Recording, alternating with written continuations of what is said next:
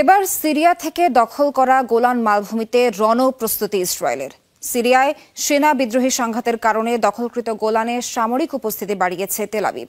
একের পর এক শহর দখল করে এরই মধ্যে গোলান মালভূমির কাছাকাছি পৌঁছে গেছে বিদ্রোহীরা। সংঘাত নিজেদের দখলকৃত ভূখণ্ডে পৌঁছে যাওয়ার শঙ্কায় পরিস্থিতি মোকাবেলার প্রস্তুতি নিচ্ছে ইসরায়েল।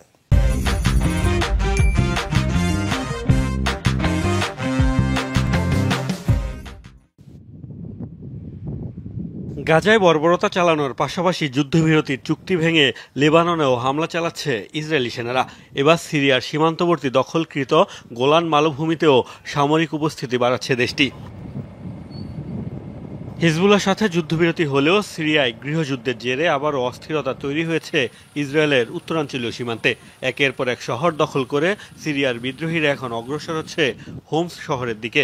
এই শহরেরই কাছাকাছি অবস্থিত গোলান মালভূমি। সিরিয়ার সেনা বিদ্রোহী সংঘাতের জেরে তাদের দখলকৃত ভূখণ্ডে যাতে বিশৃঙ্খল পরিস্থিতি তৈরি না হয় সেজন্যই নেতানিয়াহু প্রশাসনের আগাম প্রস্তুতি। এরই মধ্যে নতুন করে পাঠানো হয়েছে সেনাবহর। দেশটির হুঁশিয়ারি, যে কোনো পরিস্থিতি মোকাবেলায় প্রস্তুত তারা।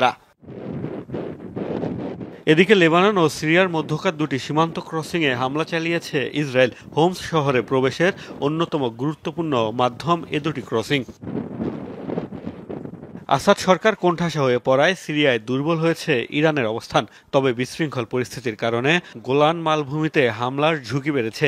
হোমসের নিয়ন্ত্রণ বিদ্রোহীদের কাছে গেলে ভূখণ্ডটির কাছাকাছি পৌঁছে যাবে বিদ্রোহীরা। সেক্ষেত্রে দখলকৃত এলাকাটি অনিরাপদ হয়ে পড়বে বলে শঙ্কা ইসরায়েলের। এরই মধ্যে বিদ্রোহীদের গোলান থেকে দূরে থাকার বার্তা দিয়েছে নেতানিয়াহু প্রশাসন।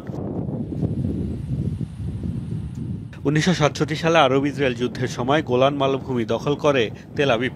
আন্তর্জাতিক স্বীকৃতি না পেলেও প্রায় 6 দশক ধরে সিরিয়ার এই ভূখণ্ড অবৈধভাবে দখল করে রেখেছে দেশটি। মোস্তফা মাহমুদ, যমুনা নিউজ।